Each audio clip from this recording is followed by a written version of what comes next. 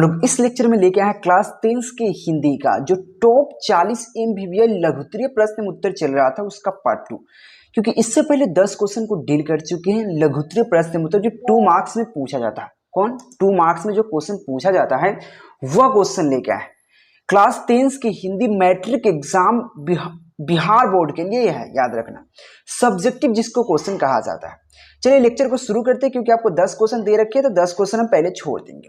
उसका लेक्चर कहाँ देख सकते हैं? टेलीग्राम पर देख सकते हैं या आप चैनल को सब्सक्राइब कर लीजिए, प्लेलिस्ट में सब कुछ मिल जाएगा। ठीक है, प्लेलिस्ट इसका बनाया गया या इसका पीडीएफ भी ले सकते हैं। 11 नंबर जो क्वेश्चन आपको सामने इस प्रकार से, संतु मछली लेकर क्यों भागा? जो संतु था वो मछली लेकर क्यों भागता है, यह क्वेश्चन कहा जा रहा है। और यह क्वेश्चन बीएससीबी के 2018 के एग्जाम में पूछ भी रखा है। तो संतु मछली लेकर कुएं में डालने के लिए भागा ताकि मछली जिंदा होकर बड़ी हो जाए। देखिए बचपन में हम लोग क्या सोचते थे, मछली जब घर पे आता था तो उसको बोतल में लाकर डाल देते थे और उसको जाकर रोज देखते थे। एगो मछली डालते थे और जाकर रोज निहारते थे, अरे इसको बच्चा दिया कि नहीं, बढ़ा कि नहीं, देखते थे ना। तो बचपन का बात था। तो ठीक है, उसी प्रकार से संतु क्या सोचा कि अगर संतु अगर मछली लेकर आकर वहां पे कुआं में डाल देंगे तो कुआं में बहुत बड़ा हो जाएगा वो। ठीक है, और हम लोग भी ऐसे सोचते थे, कुआं पहले था तो कुआं में मछली डालते थे और सोचते थे, जाकर देखते थे कुआं में जाकर देखते थे मछली है कि नहीं। तो उसी प्रकार से संतु मछली लेकर कुएं में डालने के लिए भागा ताकि मछली जिंदा होकर बड़ी हो जाए। ठीक है, समझ गए। ये क्वेश्चन 2018 के एग्जाम में देखने को मिला था। नेक्स्ट क्वेश्चन यहाँ पे देखिए, 12 नंबर जो क्वेश्चन आपके सामने, बहुत प्यारा क्वेश्चन है। बिरजू महाराज अपना सबसे बड़ा जज अपनी मां को क्यों मानता है? जज मतलब क्या होता है? सबसे बड़ा मोटिवेशन अपनी मां को मानते हैं। जो भी कर रहे हैं वो अपनी मां की बदौलत कर रहे हैं। यानी कि बिरजू महाराज अपने सबसे बड़ा जज अपनी मां को क्यों मानते हैं, क्यों मानते थे, यह क्वेश्चन कर रहा है। तो जरूर ध्यान रखिएगा, तो सब समझने का प्रयास कीजिए। बिरजू महाराज अपना सबसे बड़ा जज अपनी अम्मा यानी कि मां को मानते थे। अम्मा मतलब मां होता है। ठीक है, तो बिरजू महाराज सबसे बड़ा जज अपनी अम्मा को मानते थे क्योंकि जब कभी वे नाच देखती थी, जब भी कभी वो नाच देखती थी तो बिरजू महाराज पूछते थे कि गलत तो नहीं कर रहा हूं। मतलब यानी कि मैं गलत तो नहीं। जब भी बिरजू महाराज क्या थे, वो नृतज्ञ थे, वो डांस करते थे यानी कि नृत्य करते थे। ठीक है, तो वो क्या, जब भी वो डांस करते थे तो उनके मां से पूछती थी बिरजू महाराज कि क्या मैं गलत तो नहीं कर रहा हूं, क्या मैं गलत तो नहीं कर रहा हूं। तो मां कहती थी कि नहीं बेटा, उन्हीं की तुम तस्वीर हो, उन्हीं की तुम तस्वीर। यानी कि उनकी पापा की बात करते हैं। किसकी बात करते हैं? उनकी पापा की बात करते हैं। यह जरूर ध्यान रखना कि वहां पे उन्हीं का तुम तस्वीर हो, यानी कि उनकी पिताजी, उनकी फादर का तुम तस्वीर हो। जैसे वो नृत्य करते थे तुम भी वैसा ही करते हो। ठीक है, तो वही कहते हैं कि नहीं बेटा, उन्हीं का तुम तस्वीर हो। ठीक है, बैठते उठते बोलते नृत्य करने का सारा कुछ पिता का ही है।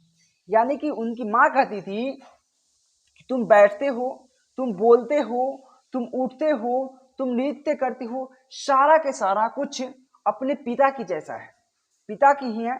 इस प्रकार बिरजू महाराज की मां बराबर जज के रूप में निर्णय देकर बेटे को प्रोत्साहन करती थी। यानी कि अपने बेटे को उत्साहित करती थी, मोटिवेशन करती थी। ठीक है, कि ऐसे करो बेटा, वैसे करो बेटा। ठीक है, तो यह था बिरजू महाराज का सबसे बड़ा जज मां के क्यों मानती थी, यह बात यहाँ पे कहा गया है।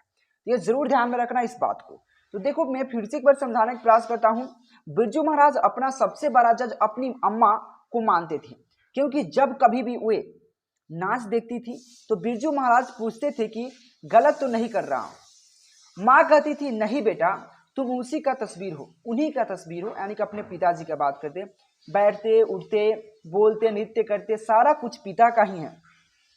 इस प्रकार बिरजू महाराज बराबर जज के रूप में निर्णय लेकर बेटे को प्रोत्साहन करती थी। और ये क्वेश्चन 2018 के एग्जाम में देखने को मिला। बगल में बैकग्राउंड आ रहा है, बैकग्राउंड में जो आवाज आ रहा है इसके लिए सॉरी, हाथ जोड़ के सॉरी कर रहे हैं क्योंकि थोड़ा सा बगल में पानी गिर रहा है, इस वजह से सॉरी। ठीक है, नेक्स्ट क्वेश्चन 13 नंबर जो क्वेश्चन आपके सामने इस प्रकार से क्वेश्चन है, सीता को अपने घर में घुटन क्यों महसूस होता था? देखिए, जो सीता थी वो पहले बहुत दुखी थी और साथ में उसके घर का कोई भी व्यवस्था सही नहीं था। इस वजह से वो क्या करती थी, अपने घर में ही घुटन महसूस करती थी। कितना आदमी देखिएगा अपने घर में रहकर पागल सा हो जाता है, क्यों? क्योंकि उसको फ्रीडम नहीं मिल पाता है।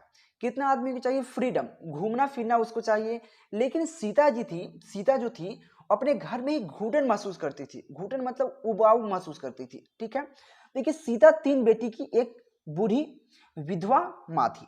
देखिए यहाँ पे समझिए, सीता थी वो 3 बेटों की एक बूढ़ी माँ थी, बूढ़ी विधवा। पहले बात, सीता के पास उसकी पति नहीं था, यानी कि विधवा मतलब उसकी पति मर चुका हो, वही बात है। तो सीता 3 बेटों की एक बूढ़ी विधवा माँ थी। उसके तीनों बेटे माँ के खाने को लेकर आपस में झगड़ते थे। यानी कि होता क्या है, जिस माँ की 3-4 बेटा होता है, तो जब बूढ़ा हो जाती है तो होता क्या था, कभी बोलता था इधर खाओ, कभी उधर खाओ, कभी इधर खाओ, मतलब तीनों चारों भाई में झगड़ा होता था, डेली झगड़ा होता था खाने के लेकर, माँ को खाने के लेकर। तो ये कहता है सीता 3 बेटों की एक बूढ़ी विधवा माँ है, उसके 3 बेटों माँ के खाने को लेकर आपस में झगड़ते रहते थे या झगड़ते रहते हैं, ठीक है। उसी उसी बहू भी, जो उसकी बहू है, मतलब वो जो उसकी क्या बोलते हैं बहू, यानी कि उसके बेटा के जो पत्नी लोग हैं, तो उसकी बहू भी आपस में झगड़ती थी, क्योंकि इधर खाओ उधर खाओ, चाहे ऐसे करो ऐसे करो, आपस में झगड़ती थी। इसलिए वह अपने ही घर में घुटन महसूस करती थी। यानी कि आप ही बताओ, जब माँ को खाने के लिए, आप ही बताओ आपके जो पिताजी हैं और आप 3 भाई हो, जब तीनों भाई का शादी हो जाएगा तो अपनी माँ को ही खाना खिलाने के लिए झगड़ोगे कि वहां पे खाओ, आज यहाँ पे खाओ, ये खाओ वो खाओ, मतलब झगड़ोगे आपस में माँ को लेकर, तो कितना बुरा लगेगा। इसी वजह से सीता को अपने घर में ही घुटन महसूस करती थी। याद रखना, सीता 3 बेटे का एक बूढ़ी विधवा माँ थी, उसके 3 बेटे माँ को खाने को लेकर आपस में झगड़ते थे। इसकी बहू भी आपस में झगड़ती थी, इसी वजह से घुटन महसूस करती थी अपने घर में। सिंपल डिफिनीशन है। हो सकता है यह डिफिनीशन अपने तौर तरीका से लिख सकते हो, क्योंकि हिंदी है, हिंदी में इधर उधर भी कर सकते हो, कोई दिक्कत नहीं है, बस उसमें अपने तरीका से भी लिख सकते हो। बस बेस यही होना चाहिए, क्योंकि झगड़ा की वजह से घुटन महसूस करती थी, ठीक है। आधार यही होना चाहिए कि झगड़ा, लेकिन कैसे हुआ झगड़ा यह डिपेंड नहीं करता, लेकिन झगड़ा का बात जरूर आना चाहिए उसमें, ठीक है। यह क्वेश्चन 2014, 2017, 2018, 2019 के एग्जाम में, बिहार बोर्ड के एग्जाम में पूछा गया। मोस्ट इंपोर्टेंट क्वेश्चन है। साथ में टेलीग्राम ज्वाइन जरूर कीजिएगा, चैनल को सब्सक्राइब कर लीजिएगा। केकेजी स्टडी सर्च कीजिए, आपको टेलीग्राम पर जाकर सब्सक्राइब कर लीजिएगा, या लिंक डिस्क्रिप्शन में देने का प्रयास करेंगे। साथ में आप पीडीएफ नोट्स भी ले सकते हैं, नंबर दिख रहा है, कंटेक्ट कर लीजिएगा। यहाँ पे 14 नंबर जो क्वेश्चन आपके सामने है, मंगम्मा की बहू ने विवाद निपटाने की पहल क्यों की? देखिए सबसे पहला बात, मंगम्मा जो थी, उसकी बहू मंगम्मा जो थी एक बूढ़ी माँ थी, आपको पता है, ठीक है। उसकी एक बेटा था और इसकी एक बहू थी, जिससे वो झगड़ा चलता था। लेकिन उसकी बहू ने झगड़ा क्यों निपटाना चाहती थी? जो उसके बीच जो विवाद था, झगड़ा था, विवाद जानते हैं ना, विवाद झगड़ा झंझट, तो विवाद को निपटाने यानी कि उसको सुलझाने के लिए क्यों चाहती थी? तो क्यों चाहती थी? तो रंगप्पा उसकी सास से कहीं धन हड़प न ले, क्योंकि रंगप्पा उसके साथ रहती थी, तो वो सोचता था, मतलब वो आकर मतलब ठगता उगता था। तो रंगप्पा उसकी सास, यानी कि किसकी सास, यानी कि उसकी बहू का सास, कौन बहू, कौन, तो यहाँ पे मंगम्मा से उसकी धन हड़प न ले, कौन, रंगप्पा उसकी सास, किसकी सास, मंगम्मा की बहू कह रही है, ठीक है। तो रंगम्मा उसकी सास से कहीं धन हड़प न ले, यही सोच से बहू ने विवाद निपटाने में पहल की, ठीक है। पहल की, उस पर मतलब बात चलाई कि विवाद हम लोग निपटाते हैं और हम लोग एक साथ ही रहते हैं। क्यों? उसका धन का लालच था उसके बीच, क्योंकि दूसरा कोई धन इससे ले ना ले, इसी वजह से झगड़ा को निपटाने के लिए, विवाद को निपटाने के लिए पहल की। तो समझ गए, ये क्वेश्चन 19 और 18 के एग्जाम में पूछा गया है। नेक्स्ट क्वेश्चन की बात कर लेता हूं। नेक्स्ट क्वेश्चन यहाँ पे 15 नंबर जो क्वेश्चन है, आप माँ मंगू को अस्पताल में क्यों नहीं भर्ती कराना चाहती थी? जो मंगू थी, मंगू वो एक प्रकार की पागल टाइप की थी, ठीक है। तो माँ मंगू को अस्पताल में क्यों नहीं भर्ती कराना चाहती थी? तो देखिए क्यों नहीं भर्ती कराना चाहती, देखिए माँ अस्पताल की व्यवस्था से मन ही मन कांप जाती थी। देखिए अस्पताल की जो व्यवस्था था उसको देखकर उसकी माँ, कौन, आप मंगू की माँ कांप जाती थी, अंदर ही अंदर उसका मन जो कांप डोलता था, कांप जाती थी। वही कहता है कि माँ अस्पताल की व्यवस्था से, माँ जो उसके मन है, मन ही मन कांप जाती थी। उसकी व्यवस्था देखकर, उसकी अरेंज देखकर कांप जाती थी। वह अस्पताल को अपंग अपंग जानवरों की गौशाला के रूप में समझती थी। यानी कि वहां पे इतना अपंग मतलब आदमी था, इसलिए गौशाला के रूप में, अपंग जानवरों का गौशाला जो होता है, जानवर जो होता है उसके रूप में वो समझती थी। मंगू बिस्तर पर क्या पैखाना पेशाब करती थी। यानी कि प्रॉब्लम था कि वह पागल थी और वो एथी थी, ठीक है, अपंग थी। इस वजह से क्या थी, वो बिस्तर पे ही पैखाना भी और पेशाब भी कर देती थी। तो उसकी माँ जो थी भाई, तो माँ जी को लगता था कि अस्पताल के बिस्तर भीगने पर कौन उसको कपड़ा और बिस्तर बदलेगा। सबसे पहला उसका प्रॉब्लम था, अगर पेशाब कर दी या पैखाना कर दी तो उसके बिस्तर कौन बदलेगा, अस्पताल में उसका बिस्तर कौन बदलेगा, इस पर सोचती थी। इसी वजह से वो डरती थी। माँ जी के मन में इसी तरह की विभिन्न प्रकार के सवाल, प्रश्न उठा करते थे, यह सवाल उठते थे, ठीक है। इन्हीं कारण से मंगू को अस्पताल में भर्ती नहीं कराना चाहती थी। सबसे पहला उनका डर था कि वहाँ की व्यवस्था बहुत अच्छा नहीं था। उनका व्यवस्था जो अस्पताल का जो व्यवस्था था, उसको देखकर माँ की जो मन में जो कांप उठता था, मतलब हृदय दहल उठता था, मन ही मन कांप उठता था। उसका हृदय जो था मन ही मन कांप जाती थी। वह अस्पताल को अपंग जानवरों की गौशाला के रूप में समझती थी। मंगू बिस्तर पर पैखाना पेशाब करती थी। माँ जी को लगता था कि अस्पताल में बिस्तर भीगने पर कौन उसके कपड़े एवं बिस्तर बदलेगा। ये सबसे बड़ा सवाल था कि उनके बिस्तर जब भीग जाएगा तो कौन बदलेगा। माँ जी के मन में इसी प्रकार के विभिन्न प्रकार के सवाल मन में उठा करता था। इसी कारण से मंगू को अस्पताल में भर्ती कराने से नहीं चाहती थी। सिंपल क्वेश्चन यह 20 और 18 के एग्जाम में देखने को मिला था। नेक्स्ट क्वेश्चन की बात के लिए उससे पहले चैनल को जरूर सब्सक्राइब कर लीजिएगा। 16 नंबर जो क्वेश्चन है, kkg.com पे जाइए, वहां पे आपको क्वेश्चन बैंक का भी पीडीएफ मिल जाएगा। साथ में आप बहुत सारा चैप्टर वाइज पढ़ सकते हैं, ठीक है, फ्री ऑफ कॉस्ट। तो kkgclasses.com सर्च करने का प्रयास कीजिएगा। kkgclasses.com देखिए यहाँ पे, क्योंकि मेरा 10th और 12th के क्लासेस दोनों चलता है, केकेजी स्टडी, केकेजी क्लासेस, ठीक है। यहाँ पे 16 नंबर जो क्वेश्चन है, कविता का समापन करते हुए कवि अपने किन अनुदेश की जिक्र करते हैं और क्यों। देखिए, कवि को जो लगता है, यानी कि कविता को समाप्त करते, यानी कि एंड करते हुए कवि अपने किन अनुदेश को जिक्र करता है, यानी कि किन जो अनुदेश है उनका जिक्र करते हैं। देखिए, एक वृक्ष की हत्या एक कविता है। एक वृक्ष की हत्या कविता में कवि कुंवर नारायण कविता का समापन करते हुए अपने उन अनुदेशों का जिक्र करता है या जिक्र करते हैं कि आप नादिर शाही लुटेरा की तरह लोग वनों को समाप्त कर रहे हैं। जो वन है, जो हमारा जंगल है, उसको किसकी तरह, नादिर शाही लुटेरे की तरह, एक बहुत बड़ा लुटेरा था, उसका नाम लेकर बताते हैं। नादिर शाही लुटेरे की तरह लोगों वनों को समापन कर रहे हैं, जिससे हर घर, देश, प्राकृतिक, यहाँ पे पर्यावरण और मनुष्य की विनाश की आशंका है। इसी आशंका को लेकर वह अनुदेश करते हैं समापन करते समय कि अगर वृक्ष काट रहे हो, इससे घाटा क्या है, हर घर, हर शहर में, यहाँ पे हर देश, प्राकृतिक, वहां पे पर्यावरण और मनुष्य की विनाश की आशंका है। इस वजह से आप क्या करो, जो पेड़ का है कटाई पर रोको और साथ में अपने बड़े पर जरूर एक पेड़ लगाए। हर बड़े पर अपना एक पेड़ लगाए, जिससे आप पेड़ 200 से भी लगवाए, ठीक है, उससे बड़ा कोई नहीं। और जाकर अपना एक पोस्ट करे, उस पर देखो कितना लाइक आता है। अपने बर्थडे पर एक पेड़ लगाकर उसको पोस्ट करो ना, तो ना जाने हैप्पी बर्थडे कहने से नहीं होता।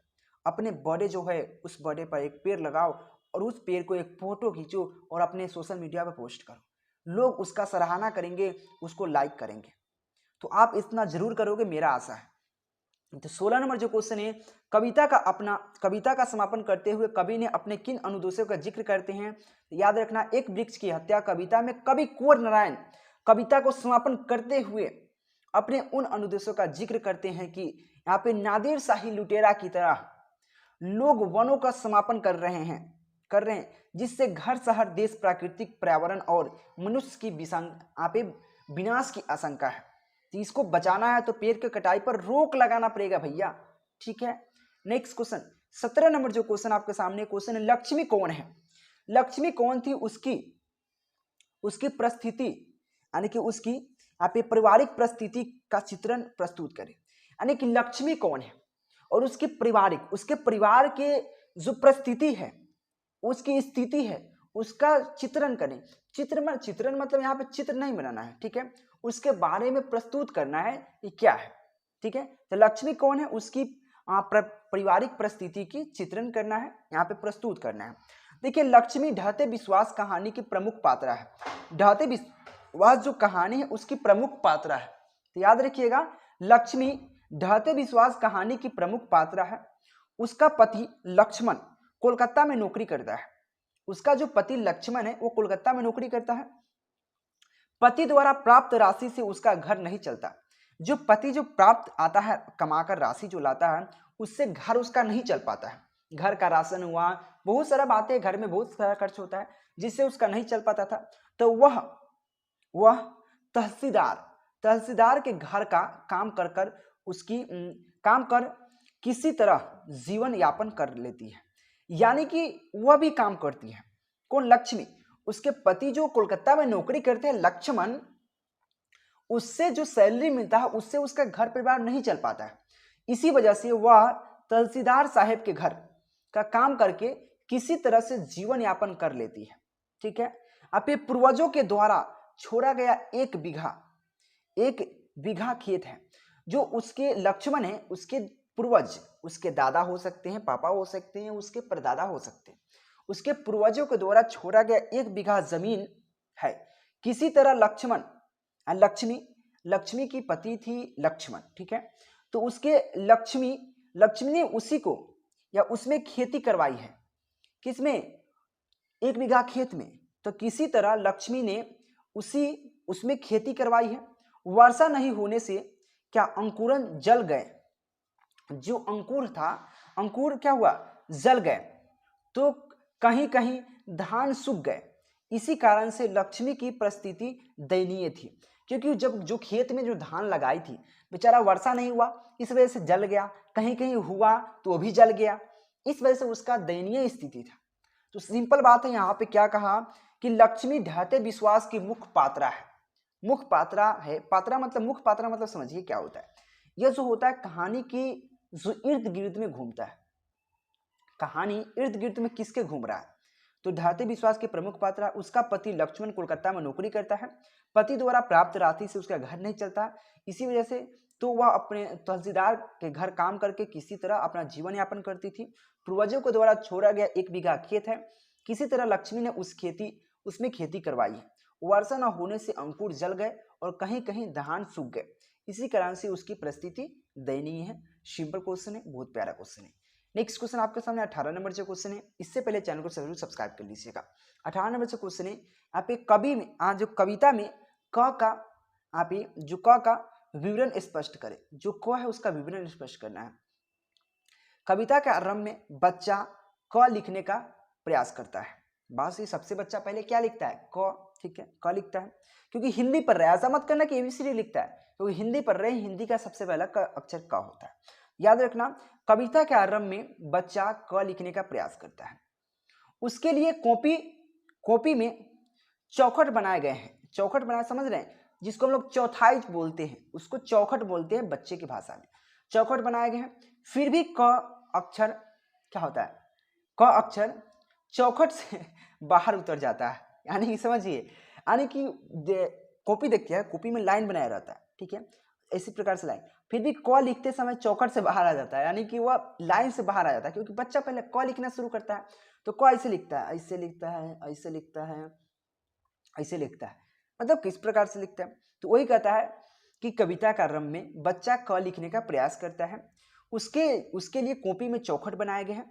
फिर भी क अक्षर चौखट से क्या होता है? बाहर उतर जाता है, बाहर उतर जाता है। ऐसा लगता है कि क से कबूतर फुदक कर बाहर आ गया, यानी कि क से कबूतर फुदक कर बाहर आ गया, मतलब ऐसा लगता है। ये थोड़ा प्रकार हंसी प्रकार का क्वेश्चन है, तो याद रखना। तो कविता के प्रारंभ में बच्चा क लिखने का प्रयास करता है, जिसमें हर कॉपी में चौखट बनाए जाते हैं। फिर भी क लिखने में बच्चा क्या करता है, वो चौखट से अक्षर को बाहर निकाल देता है, बाहर निकल जाता है।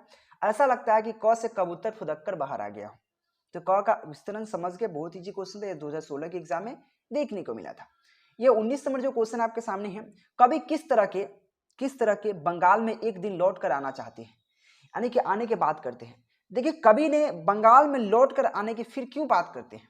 देखिए कवि समझिएगा, जीवानंद दास, क्या जीवनानंद दास, जो कवि जीवनानंद दास है, तो कवि जीवनानंद दास अपनी कविता लौट कर आऊंगा फिर में, एक कविता का नाम है लौट कर आऊंगा फिर, मैं लौट कर आऊंगा फिर में कहते हैं, क्या कहते हैं, कवि जीवनानंद दास अपनी कविता लौट कर आऊंगा फिर में कहते हैं कि मैं एक दिन ऐसा बंगाल में लौट कर आना चाहता हूं जहां धान के खेतों के बीच नदी बह रही हो और चारों तरफ हरियाली हो।